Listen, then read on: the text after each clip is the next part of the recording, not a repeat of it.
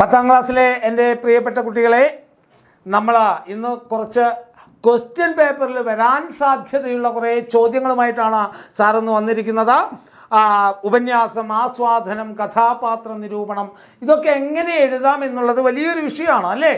പലപ്പോഴും നമ്മൾ ചോദ്യം കാണുമ്പോൾ നമ്മുടെ ഉള്ളിൽ ആശങ്കകൾ പടർത്തുന്ന ചില ചോദ്യങ്ങളാണ് അല്ലേ. ഉപന്യാസം എഴുതുമ്പോൾ, ഉപന്യാസം ഞാൻ സാറ് ഇതിനു മുമ്പ് ഒരു വീഡിയോ ഇട്ടതാണ്, എങ്കിൽ കൂടി ഉപന്യാസം എന്താണെന്ന് പറഞ്ഞുകൊണ്ട് ഉപന്യാസമായി വരാവുന്ന 2 ചോദ്യം നമ്മൾ ചർച്ച ചെയ്യും. അത് തന്നെ എനിക്ക് തോന്നുന്നു ഒരു 75% ഈ പരീക്ഷയ്ക്ക് വരാവുന്ന 2 ചോദ്യം തന്നെയാണ് ഉപന്യാസത്തിന് വേണ്ടി തിരഞ്ഞെടുത്തത്. അപ്പം നമുക്ക് ഉപന്യാസം എന്താണെന്ന് ഞാൻ ഒരിക്കൽ പറഞ്ഞാണ്, എങ്കിൽ കൂടിയും എൻ്റെ മക്കൾക്ക് വേണ്ടി ഒന്നുകൂടെ പറയാൻ തീരുമാനിക്കുകയാണ്. ഉപന്യാസം തയ്യാറാക്കുമ്പോൾ ശ്രദ്ധിക്കേണ്ട കാര്യങ്ങൾ എന്തൊക്കെയാണ് നമുക്കറിയാം. ശീർഷകമുണ്ടാവണം. കാരണം ഉപന്യാസ രചനയ്ക്ക് ശീർഷകത്തിന് വലിയ പ്രാധാന്യമുണ്ട്. അതും സെൻറ്റർ ശീർഷകം തന്നെ കൊടുക്കണം നമ്മൾ. ഇപ്പം ഇതൊരു പേപ്പറാണെന്ന് കരുതുക.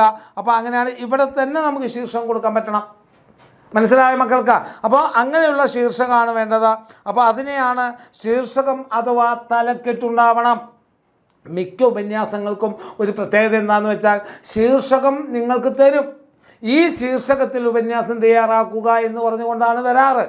അങ്ങനെ വന്നാൽ ആ ശീർഷകം തന്നെ ഉപയോഗിച്ചാൽ മതി, മറ്റൊന്നും ഉപയോഗിക്കേണ്ട. അവർ തരുന്ന ശീർഷകം എന്താണോ അതാണ് എഴുതേണ്ടത്. ഇനി ആമുഖം. എല്ലാ ചോദ്യങ്ങൾക്കും ആമുഖം നിർബന്ധമാണ് കേട്ടോ മക്കളെ. ഇതിപ്പം പാഠപുസ്തകത്തിൽ നിന്ന് ഡയറക്റ്റ് ചോദ്യം വന്നാലും, അതല്ലെങ്കിൽ ആസ്വാദനം വന്നാലും, കഥാപാത്ര നിരൂപണം വന്നാലും ഒക്കെ നമുക്കൊരു ശീർഷകം ആമുഖം നിർബന്ധമാണ് കേട്ടോ. ആമുഖമായിട്ട് നമുക്ക് എന്താണ് എഴുതേണ്ടത്? തന്നിരിക്കുന്ന ചോദ്യം ആരുടേതാണോ ആ ചോദ്യത്തിൻ്റെ പ്രത്യേകത എന്താണോ അവയെല്ലാം ചേർത്തുകൊണ്ടാണ് ആമുഖം എഴുതേണ്ടത്. ആമുഖം എഴുതണം. ഖണ്ഡികയാക്കണം. ഖണ്ഡികാകരണം അഥവാ പാരഗ്രാഫ് തിരിക്കുന്നതിന് മാർക്കുണ്ട്. 3 പാരഗ്രാഫ് എങ്കിലും എൻ്റെ മക്കളുടെ ഉപന്യാസത്തിൽ ഉണ്ടാവണം. ആമുഖം, ഒരു പാരഗ്രാഫ്, പിന്നെ നിങ്ങളുടെ തന്നിരിക്കുന്ന ആശയം 1-2 പാരഗ്രാഫ് ആവാം, കുഴപ്പമില്ല. അതുപോലെ കൺക്ലൂഷൻ ആ ഭാഗത്ത്, ഉപസംഹാര ഭാഗത്ത് ഒരു പാരഗ്രാഫ്. ഇങ്ങനെ പാരഗ്രാഫ് തിരിച്ച ഖണ്ഡിക തിരിച്ചിട്ട് വേണം എൻ്റെ കുഞ്ഞുങ്ങൾ ഉപന്യാസം എഴുതാൻ. ഇതൊക്കെ ഞാൻ ചർച്ച ചെയ്താണ്. ഒന്നുകൂടെ എൻ്റെ മക്കൾക്ക് പരീക്ഷയാണല്ലോ വരുന്നത് അല്ലേ, ക്രിസ്മസ് പരീക്ഷയാണ് വരുന്നത്. അപ്പോൾ എൻ്റെ കുഞ്ഞുങ്ങൾ കുറേ കൂടെ ആഴത്തിൽ പഠിക്കട്ടെ എന്ന് കരുതിയത് കൊണ്ട് മാത്രമാണ് ഒന്നുകൂടെ ആവർത്തനം നടത്താൻ ഞാൻ തീരുമാനിച്ചത്. പിന്നെ ആശയ വ്യക്തത ഉണ്ടാവണം എന്നുള്ളതാണ്. നമ്മൾ പറയാൻ പോകുന്ന ആശയം എന്താണോ അതിനനുസരിച്ചുള്ള ഭാഷ ഉപയോഗിച്ചുകൊണ്ട് ആ ആശയം വ്യക്തമാക്കി കൊടുക്കാൻ നമുക്ക് സാധിക്കണം. അങ്ങനെ ആക്കുമ്പോഴാണ് അത് കൃത്യമായ ആശയമായി മാറുന്നത്.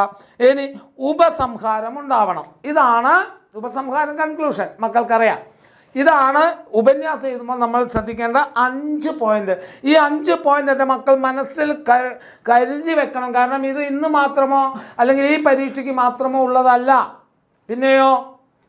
പിന്നെയോ മക്കൾ പറഞ്ഞേ, നിങ്ങളുടെ ബോർഡ് എക്സാമിനും ഈ ചോദ്യം ഉപന്യാസം ഇല്ലാത്ത ക്വസ്റ്റ്യൻ പേപ്പറിൽ ഉണ്ടാവില്ല. അത് തർക്കമില്ലാത്ത കാര്യമാണ്.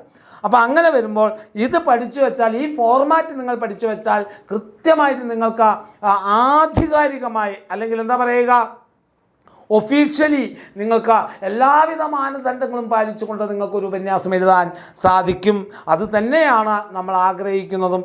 ഇനി നോക്കൂ, നിങ്ങൾക്ക് സാധ്യതയുള്ള ഒരു ചോദ്യം ഞാൻ വായിക്കുകയാണ്.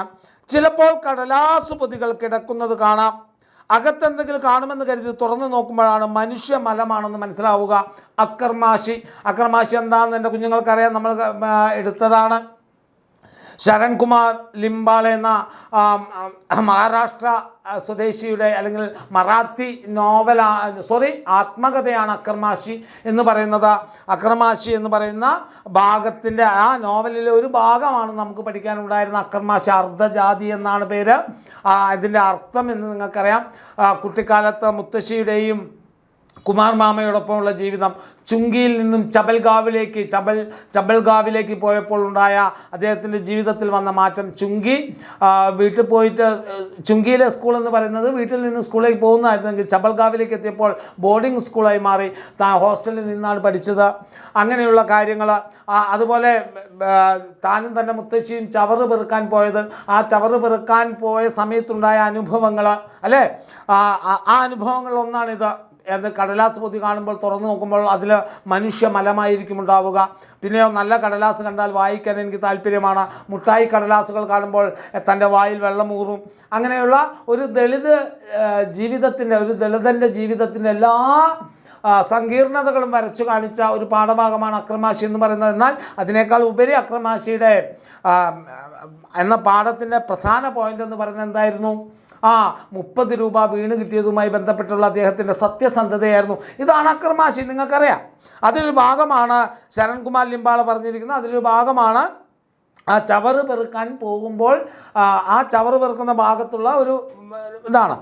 അവന് വയറും നിറയെ ഉണ്ണാൻ വേണ്ടി ഞാൻ പഷ്ണി കിടന്നതും അവന് സ്കൂളിലേക്ക് വരക്കോലും സ്ക്രൂ പെട്ടിയും, അല്ല ഇൻസ്ട്രുമെൻ്റൽ ബോക്സ്, അതാണ് ഉദ്ദേശിച്ചത്, വാങ്ങാൻ പൈസയില്ലാതെ ഞാൻ എൻ്റെ അരയിലെ ഏലസിനകത്ത് പണ്ടേ കിടന്നിരുന്ന പൊന്നാണയം തൂക്കി വിറ്റതും മറ്റും അവന് ഓർമ്മയുണ്ടോ എന്ന് ചോദിക്കൂ. നമുക്കറിയാം, ഞാൻ കഥാകാരനായ കഥയാണ് SK പൊറ്റക്കാട്ടിൻ്റെ, അല്ലേ, ശങ്കരൻകുട്ടി പൊറ്റക്കാട്ടിൻ്റെ അനുഭവക്കുറിപ്പിൽപ്പെട്ട ഒരു കൃതിയാണ്.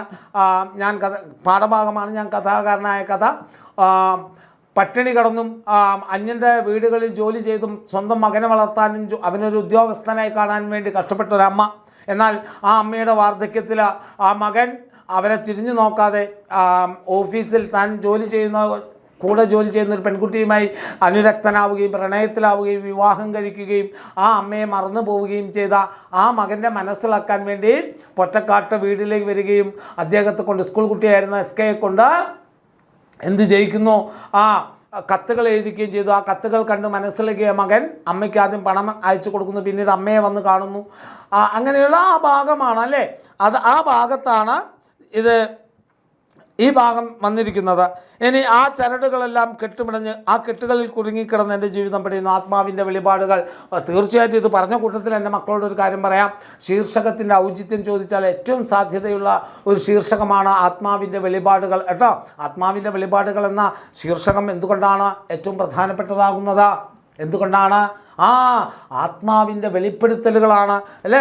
ദസ്തയേവ്സ്കി എന്ന് പറയുന്ന എഴുത്തുകാരൻ്റെ ആത്മാവിൻ്റെ വെളിപ്പെടുത്തലുകളാണ് മുഴുവനായി ഈ പാഠഭാഗത്തിലുള്ളത്. അതുകൊണ്ട് തന്നെ ഈ പാഠഭാഗം എല്ലാ അർത്ഥത്തിലും ആത്മാവിൻ്റെ വെളിപ്പെടുത്തലുകൾ തന്നെയാണ്. അതുകൊണ്ട് ആ ശീർഷകം വളരെ ഇമ്പോർട്ടൻ്റ് ആണ് എന്നുള്ള രൂപത്തിൽ വേണം എഴുതാൻ. മികച്ച സാഹിത്യ രചനയിലേക്ക് നയിക്കുന്നത് തീക്ഷ്ണമായ ജീവിതാനുഭവങ്ങളാണ്. മുകളിൽ നൽകിയ സന്ദർഭങ്ങൾ വിശകലനം ചെയ്ത് ലഘുപന്യാസം തയ്യാറാക്കുക. മനസ്സിലായോ? ഇതാണ് ഉപന്യാസത്തിൻ്റെ നമ്മൾ നേരത്തെ കണ്ട ഫോർമാറ്റുകളൊക്കെ വെച്ചുകൊണ്ട് എങ്ങനെ നമുക്ക് ഈ ഉപന്യാസത്തെ എഴുതാൻ കഴിയും. സർഗാത്മകത, തീക്ഷ്ണ ജീവിതാനുഭവങ്ങളിൽ നിന്ന് ഒരു ശീർഷകം കൊടുക്കാം. അല്ലെങ്കിൽ തീക്ഷ്ണമായ ജീവിതാനുഭവങ്ങളാണ് സർഗാത്മകത എന്ന് പറഞ്ഞുകൊണ്ട് ഒരു ശീർഷകം കൊടുക്കുന്നു. അപ്പോൾ എന്തായി? ആദ്യം നമ്മൾ കണ്ട പോയിൻ്റ് ശീർഷകമായി. ഇനി നമുക്ക് എന്ത് പറയാം? ഇനി നമുക്ക് ആമുഖമാണ് വേണ്ടത്. എന്താണ്? സംഘർഷങ്ങൾ, സങ്കീർത്തനങ്ങൾ എന്ന് പറയുന്ന യൂണിറ്റിലെ 3 പാഠങ്ങളാണ് ഇവിടെ തന്നിരിക്കുന്നത്. ഒന്ന്, മറാത്തി എഴുത്തുകാരനായ ശരൺകുമാർ ലിംബാളയുടെ അക്കർമാശി എന്ന് പറയുന്ന ആത്മകഥയിലെ ഒരു ഭാഗവും താൻ എങ്ങനെയാണ് ഒരു ചെറുകഥാകൃത്തായതെന്നും തൻ്റെ ആദ്യകാല ചെറുകഥകൾ എന്തായിരുന്നുവെന്നും നമ്മെ ഓർമ്മപ്പെടുത്തുന്ന SK പൊറ്റക്കാട്ടിൻ്റെ ഞാൻ കഥാകാരനായ കഥ എന്ന പാഠഭാഗവും അതോടൊപ്പം തന്നെ വിശ്വവിഖ്യാത എഴുത്തുകാരനായ ഹൃദയത്തിൽ ദൈവത്തിൻ്റെ കയ്യൊപ്പ് ചാർത്തിയ എഴുത്തുകാരനായ ദസ്തേവ്സ്കിയുടെ ജീവിതാനുഭവങ്ങൾ അനാവരണം ചെയ്ത പെരുമ്പടവം ശ്രീധരൻ്റെ ഒരു സങ്കീർത്തനം പോലെ എന്ന നോവലിൽ നിന്നും എടുത്ത ആത്മാവിൻ്റെ വെളിപാടുകൾ എന്ന ഭാഗത്തുള്ള ഒരു ഭാഗവുമാണ് ഇവിടെ തന്നിരിക്കുന്നത്. 3 ഭാഗത്തും മൂന്ന് ഭാഗത്തും ആത്മസംഘർഷങ്ങളെക്കുറിച്ചാണ് അവതരിപ്പിക്കുന്നത്. പലപ്പോഴും തീക്ഷ്ണമായ ജീവിതാനുഭവങ്ങൾ തന്നെയാണ് സർഗാത്മകത എന്ന് പറയുന്ന അവസ്ഥയിലേക്കാണ് ഈ മൂന്ന് പാഠങ്ങളും നമ്മെ കൈപിടിച്ച് നടത്തുന്നത്. ഇത് ആമുഖമായി. അതിനുശേഷം അടുത്ത പാരഗ്രാഫായിട്ട് എന്ത് ചെയ്യണം? ശരൺകുമാർ ലിംബാളെ തൻ്റെ കുട്ടിക്കാലത്ത് ശാന്ത ആദ്യയോടൊപ്പം ചവറ് പെറുക്കാൻ പോയ അനുഭവമാണ് ഇവിടെ പങ്കുവെക്കുന്നത്. അങ്ങനെ ചവറ് പെറുക്കാൻ പോകുന്ന സമയത്ത് കടലാസ് തുണ്ടുകൾക്കൊപ്പം കടലാസ് തുണ്ടുകൾ വാരിക്കൂട്ടുന്ന സമയത്ത് കടലാസ് പൊതികൾ കാണുകയും ആ കടലാസ് പൊതികൾ തുറന്നു നോക്കുമ്പോൾ അതിൽ മനുഷ്യമലമാണ് എന്ന അവസ്ഥ തിരിച്ചറിയുകയും ചെയ്യുന്നു. അങ്ങനെ കടലാസ് പെറുക്കിയും തൂക്കിവിറ്റുമൊക്കെ ജീവിക്കുന്ന ഒരു ദളിത സമൂഹത്തെക്കുറിച്ച്, മഹാർ ജാതിയിൽപ്പെട്ട വിദ്യാർത്ഥികളുടെ കുട്ടിക്കാലത്തെ തീവ്രമായ അനുഭവങ്ങളെക്കുറിച്ച് തന്നെയാണ് ഇവിടെ പരാമർശിക്കുന്നത്. അടുത്തത്, തൻ്റെ മകനു വേണ്ടി ജീവിതകാലം മുഴുവൻ ചെലവഴിച്ച് അവസാനം ആ മകന് ജോലി കിട്ടാൻ വേണ്ടി അഹോരാത്രം പ്രയത്നിച്ചൊരമ്മ, അവന് സ്കൂളിലേക്ക് ഇൻസ്ട്രുമെൻ്റൽ ബോക്സ് വാങ്ങാൻ വേണ്ടി കാശില്ലായിട്ട് തൻ്റെ അരയിലുണ്ടായിരുന്ന ഏലസിനുള്ളിലെ പൊന്നാണയം തൂക്കി വിറ്റുകൊണ്ട് അവൻ ആ ബോക്സ് വാങ്ങിക്കൊടുക്കുക. അങ്ങനെ ഒരുപാട് കഷ്ടപ്പെട്ട് പഠിപ്പിച്ച മകൻ പിന്നീട് കുടം വന്ന പട്ടിയെപ്പോലെ ആ പാവം വൃദ്ധയെ വേണ്ട രീതിയിൽ പരിരക്ഷിക്കാതെ തൻ്റെ പ്രണയവും പ്രണയിനിയുമായി ജീവിതം ഒറ്റയ്ക്ക് തള്ളി നീക്കുകയും ചെയ്യുമ്പോൾ, അല്ലെങ്കിൽ ഒറ്റയ്ക്ക് ജീവിച്ചു തീർക്കുകയും ചെയ്യുമ്പോൾ, ആ അമ്മയുടെ പരിതാപകരമായ അവസ്ഥ ചിത്രീകരിക്കാൻ വേണ്ടി എസ്.കെ. പൊറ്റക്കാട് എഴുതിയ കത്തുകളെക്കുറിച്ചും അതാണ് തൻ്റെ ചെറുകഥ എന്നുമാണ് രണ്ടാമത്തെ ഭാഗത്ത് പറയുന്നത്. ഇനി മൂന്നാമത്തെ ഭാഗത്തേക്ക് എത്തുമ്പോൾ പറയുക, പെരുമ്പടവൻ ശ്രീധരൻ ദസ്തയേവ്സ്കിയിലൂടെ അനാവരണം ചെയ്യുന്നത് ആ എഴുത്തുകാരൻ്റെ ആത്മസംഘർഷങ്ങളാണ് എന്നുള്ള രൂപത്തിൽ ആത്മസംഘർഷങ്ങളാണ്. ഒറ്റയ്ക്ക് ഒരു ചുഴലി രോഗത്തിൻ്റെ പിടിയിൽ നിന്ന് മുക്തനായി നടക്കാനിറങ്ങുന്ന ദസ്തയേവ്സ്കി അവതരിപ്പിച്ചുകൊണ്ടാണ് പാഠഭാഗം ആരംഭിക്കുന്നത്. ആ നടത്തത്തിനിടയിൽ ദസ്തയേവ്സ്കി ഓർക്കുന്ന ഓരോ ഓർമ്മകളും അദ്ദേഹത്തിൻ്റെ ജീവിതത്തിലെ ദുരനുഭവങ്ങളും ദുരന്തങ്ങളെക്കുറിച്ചും മാത്രമാണ്. ജ്യേഷ്ഠൻ്റെ മരണം, അതുമായി ബന്ധപ്പെട്ടുകൊണ്ട് തനിക്ക് വന്ന ഭാരിച്ച ഉത്തരവാദിത്തങ്ങൾ, ഒരു വർഷക്കാലം ഭാര്യയുടെ മരണവും കാത്ത് ഭാര്യയ്ക്കരികിൽ നിൽക്കേണ്ടി വരുന്ന ഒരു ഭർത്താവിൻ്റെ ദുരവസ്ഥ, അതുപോലെ തന്നെ തൻ്റെ വളർത്തുമകനിൽ നിന്നും താൻ ഏൽക്കുന്ന പീഡനാനുഭവങ്ങൾ, അതുപോലെ സ്റ്റെല്ലോവിസ്കി എന്ന് പറയുന്ന പ്രസാധകനിൽ നിന്നും താൻ നേരിടുന്ന അവസ്ഥകൾ, ഇവയെല്ലാം വളരെ വ്യക്തമായി തീക്ഷ്ണമായ താൻ അനുഭവിക്കുന്ന തീക്ഷ്ണമായ അനുഭവങ്ങളെക്കുറിച്ച് തന്നെയാണ് പെരുമ്പടവൻ ശ്രീധരൻ്റെ ഒരു സങ്കീർത്തനം പോലെ എന്ന നോവലിലെ ഒരു ഭാഗമായ ആത്മാവിൻ്റെ വെളിപ്പാടുകൾ എന്ന പാഠഭാഗവും മുന്നോട്ട് വെക്കുന്നത്. ഇത്ര എഴുതി ഇനി അടുത്ത പാരഗ്രാഫായിട്ട് നമ്മൾ എന്ത് ചെയ്യുക? മുകളിൽ കൊടുത്തിരിക്കുന്ന ചോദ്യത്തോട് തീർത്തും നീതി പുലർത്തുന്ന പാഠഭാഗങ്ങൾ തന്നെയാണ് സംഘർഷങ്ങൾ, സങ്കീർത്തനങ്ങൾ എന്ന് പറയുന്ന യൂണിറ്റിലുള്ളത്. എല്ലാ പാഠത്തും ഓരോരുത്തർ അനുഭവിക്കുന്ന ആത്മസംഘർഷങ്ങളും തീക്ഷ്ണമായ ജീവിതാനുഭവങ്ങളും തന്നെയാണ് പങ്കുവെക്കുന്നത്. ആ തീക്ഷ്ണ അനുഭവങ്ങളിലൂടെ ജീവിച്ചു വരുന്നവർ മാത്രമാണ് ക്രിയാത്മകമായ സർഗശേഷികളിൽ അല്ലെങ്കിൽ സർഗപ്രവർത്തികളിൽ ഏർപ്പെടുക എന്ന് നമുക്ക് നിസ്സംശയം പറയാൻ കഴിയും. അങ്ങനെ നോക്കുമ്പോൾ എല്ലാ അർത്ഥത്തിലും എന്താണ്, തീക്ഷ്ണമായ ജീവിതാനുഭവങ്ങൾ തന്നെയാണ് സർഗാത്മകതയ്ക്ക് കാരണമാകുന്നത് എന്ന് നമുക്ക് നിസ്സംശയം പറയാം. ഇതാണ് ഉപന്യാസം എന്ന് പറയുന്നത്. അപ്പോൾ എന്തായി, ഈ ഉപന്യാസം നിങ്ങൾ കേൾക്കുമ്പോൾ നേരത്തെ പറഞ്ഞിരിക്കുന്ന കാര്യങ്ങൾ കൂടെ ചേർത്ത് വയ്ക്കൂ. തലക്കെട്ടുണ്ട് ഇല്ലേ, അതുപോലെ എന്തുണ്ട്, ആമുഖമുണ്ട്, ആശയ വ്യക്തതയുണ്ട്. നോക്കുന്ന സമയത്ത് നമുക്കറിയാം അതൊരു ആശയ വ്യക്തതയുള്ളതാണ്. പിന്നെയോ ഖണ്ഡികയാക്കി തിരിച്ചിട്ടുണ്ട്, നമ്മളത് പാരഗ്രാഫാക്കി തിരിച്ചിട്ടുണ്ട്. പിന്നെയോ അടുത്തെന്താണ്, നല്ല ഒരു ഉപസംഹാരമുണ്ട്. ഇങ്ങനെ വേണം എൻ്റെ കുഞ്ഞുമക്കൾ എന്ത് ചെയ്താൽ ഉപന്യാസം എഴുതാൻ. ഒരു കാര്യം കൂടെ ഓർക്കുക, ക്രിസ്മസ് പരീക്ഷയ്ക്കാവട്ടെ, അതുപോലെ തന്നെ 10ാം ക്ലാസ്സിലെ ബോർഡ് എക്സാമിനാവട്ടെ, ഉപന്യാസമില്ലാത്ത ഒരു ചോദ്യപേപ്പർ ഉണ്ടാവില്ല. 100ൽ 100% ഉറപ്പാണത്.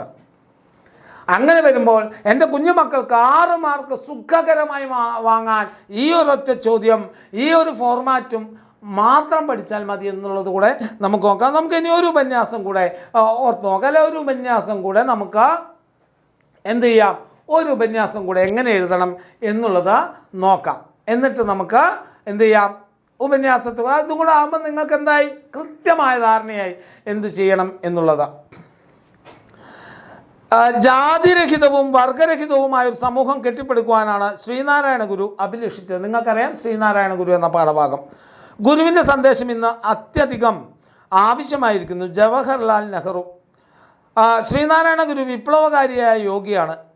ഡോക്ടർ എസ് രാധാകൃഷ്ണൻ മുകളിൽ നൽകിയ നിരീക്ഷണവും ശ്രീനാരായണ ഗുരു എന്ന പാഠഭാഗത്തിൽ ആശയവും പരിഗണിച്ച് ശ്രീനാരായണ ഗുരു ദർശനങ്ങളുടെ സമകാലിക പ്രസക്തി കണ്ട മക്കൾക്ക്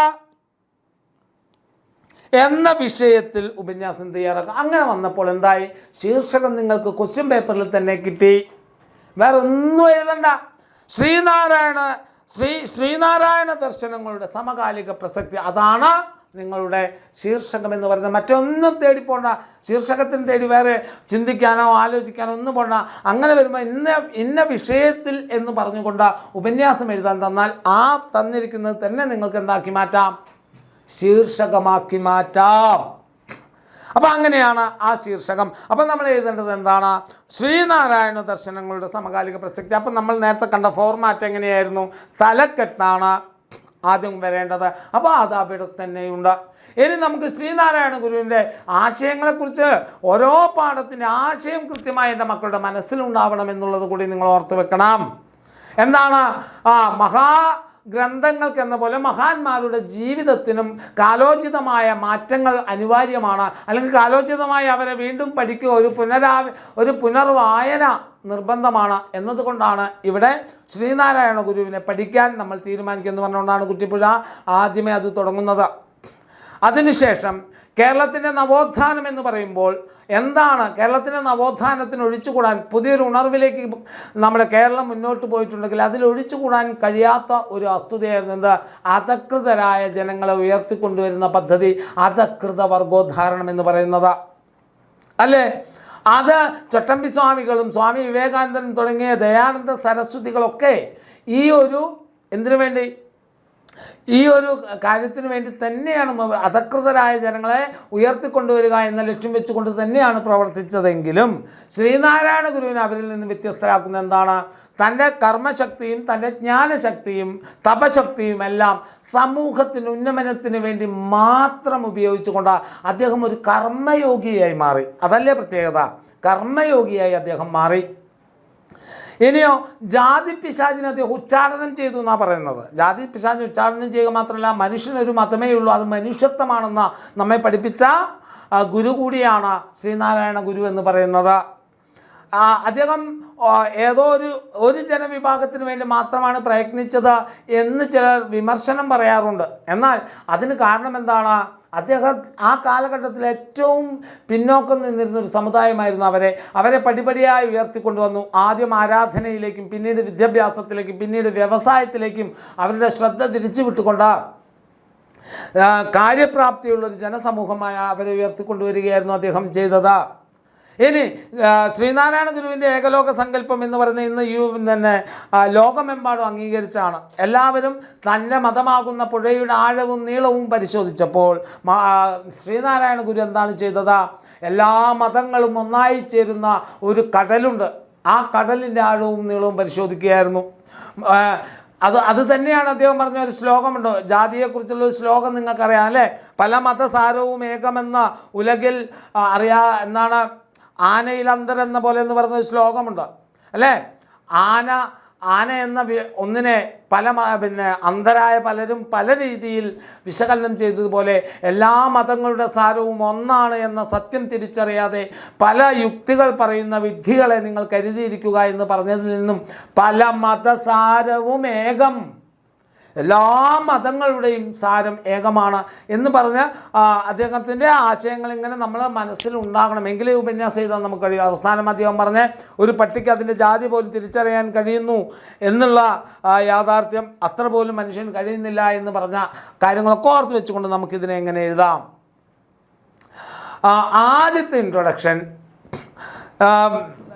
ഇന്ത്യയുടെ പ്രഥമ പ്രധാനമന്ത്രിയായിരുന്ന ജവഹർലാൽ നെഹ്റു ശ്രീനാരായണ ഗുരു ദേവനെക്കുറിച്ച് പറഞ്ഞ പരാമർശവും പരാമർശമാണ്. ജാതിരഹിതവും വർഗരഹിതവുമായ ഒരു സമൂഹം കെട്ടിപ്പടുക്കുവാനാണ് ശ്രീനാരായണ ഗുരു ശ്രമിച്ചത് എന്നത്. അതുപോലെ തന്നെ ശ്രീനാരായണ ഗുരു വിപ്ലവകാരിയാണെന്ന് ഡോക്ടർ എസ് രാധാകൃഷ്ണൻ അഭിപ്രായപ്പെട്ടതും ഏറ്റവും ഉചിതമാണ്, അല്ലെങ്കിൽ ഏറ്റവും ശരിയാണ് എന്ന അദ്ദേഹത്തിൻ്റെ ജീവിതാനുഭവങ്ങൾ പങ്കുവയ്ക്കുന്ന ശ്രീനാരായണ ഗുരു എന്ന പാഠഭാഗം വായിക്കുന്നവർക്ക് മനസ്സിലാകും എന്ന് പറഞ്ഞുകൊണ്ട് ആദ്യത്തെ ഇൻട്രൊഡക്ഷൻ നമ്മൾ അങ്ങനെ കൊടുക്കുന്നു. അതിനുശേഷം ശ്രീനാരായണ ഗുരു എന്താണ് ചെയ്തത് എന്നുള്ളത് കൃത്യമായി എഴുതുക. ഞാൻ നേരത്തെ പറഞ്ഞ ആദ്യത്തെ പാരഗ്രാഫിൽ എന്ത് ചെയ്താം? മഹാരഥന്മാരെക്കുറിച്ചും കാലോചിതമായി പഠന വിധേയമാകണം എന്നതുകൊണ്ട് തന്നെയാണ്. അങ്ങനെ പഠന വിധേയമാക്കുമ്പോൾ ഏറ്റവും ഉചിതമായ പേര് ശ്രീനാരായണ ഗുരു തന്നെയായിരിക്കും. കേരളത്തിൻ്റെ നവോത്ഥാന ചരിത്രത്തിൽ ഒഴിവാക്കി നിർത്താൻ കഴിയാത്ത വലിയ ഒരു നാമധേയമാണ് ശ്രീനാരായണ ഗുരു. ശ്രീനാരായണ ഗുരു ജാതി പിശാചിനെ ഉച്ചാടനം ചെയ്യുകയും മനുഷ്യനെ മനുഷ്യത്വം പഠിപ്പിക്കുകയും ചെയ്തു. അതോടൊപ്പം തന്നെ ഈ ലോകത്ത് ഒരു മതമേ ഉള്ളൂ എന്നും അത് മനുഷ്യത്വം എന്ന മതമായിരിക്കണമെന്നും ഒരു ജാതിയേ ഉള്ളൂ അത് സ്നേഹം ആയിരിക്കണമെന്ന് ഉറച്ചു വിശ്വസിച്ചിരുന്ന യുഗപുരുഷനാണ് ശ്രീനാരായണ ഗുരു എന്ന് പറയുന്നത്. അദ്ദേഹം ഒരു ജനതയെ വിദ്യാഭ്യാസത്തിലേക്കും ആരാധനയിലേക്കും വിദ്യാഭ്യാസത്തിലേക്കും വ്യവസായത്തിലേക്കും തിരിച്ചുവിട്ടുകൊണ്ട് ലോകത്ത് നിലനിന്നിരുന്ന ജാതി വ്യവസ്ഥ എന്ന നീചമായ വ്യവസ്ഥയെ കൃത്യമായി അദ്ദേഹം ഇല്ലാതെയാക്കാൻ ശ്രമിച്ചു. ഒരു ജാതി, ഒരു മതം, ഒരു ദൈവം, മനുഷ്യന് എന്ന അദ്ദേഹത്തിൻ്റെ കൊട്ടേഷൻ ഓർത്ത് വെക്കുക.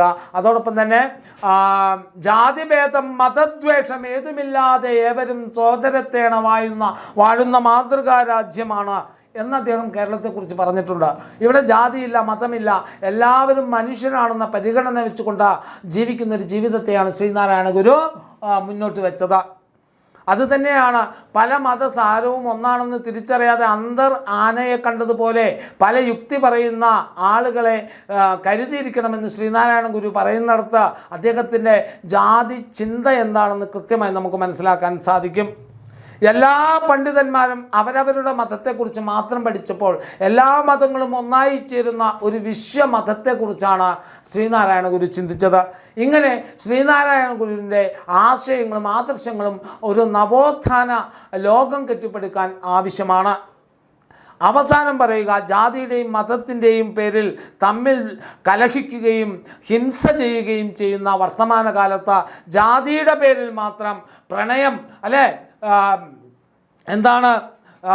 ദുരഭിമാന കൊലകൾ അരങ്ങേറുന്ന നമ്മുടെ നാട്ടിൽ, ജാതിയുടെ പേരിൽ ദുരഭിമാന കൊല നടക്കുന്ന നാട്ടിൽ, ജാതിയുടെയും വംശത്തിൻ്റെയും പേരിൽ പരസ്പരം ആളുകൾ വെട്ടിമരിക്കുന്ന ഈ കാലത്തും ശ്രീനാരായണ ഗുരുദേവൻ്റെ സന്ദേശങ്ങൾ സമൂഹത്തിന് ഏറ്റവും നല്ല വഴിവിളക്കായി മാറുമെന്ന കാര്യത്തിൽ സംശയമില്ല. ഇതാണ് നിങ്ങളുടെ കൺക്ലൂഷൻ പാർട്ട് വേണ്ടത്. അപ്പോൾ നിങ്ങൾക്ക് എന്തായി ഉപന്യാസം എങ്ങനെ എഴുതണം എന്നുള്ളത് കൃത്യമായി മനസ്സിലായി എന്ന് ഞാൻ വിശ്വസിക്കുകയാണ്. അപ്പോൾ 2 ഉദാഹരണങ്ങൾ സാറ് പറഞ്ഞു. എപ്പോൾ ഏത് ചോദ്യം നിങ്ങളെ കൈ കിട്ടുമ്പോഴും സാറ് മുന്നേ പറഞ്ഞിരിക്കുന്ന ആ ഫോർമാറ്റ് ഉണ്ടല്ലോ, അത് മക്കളുടെ മനസ്സിൽ കൃത്യമായിട്ട് ഓർമ്മയിൽ ഉണ്ടായിരിക്കണം എന്ന് മാത്രമാണ് പറയാനുള്ളത്. ഇനി നമുക്ക് അടുത്ത വീഡിയോ എന്ന് പറയുന്നത് എങ്ങനെയാണ് നമുക്കൊരു ആസ്വാദനം എഴുതാമെന്നുള്ളത് അടുത്ത വീഡിയോയിൽ കാണാം. അതുവരേക്കും ബായ് മക്കളെ.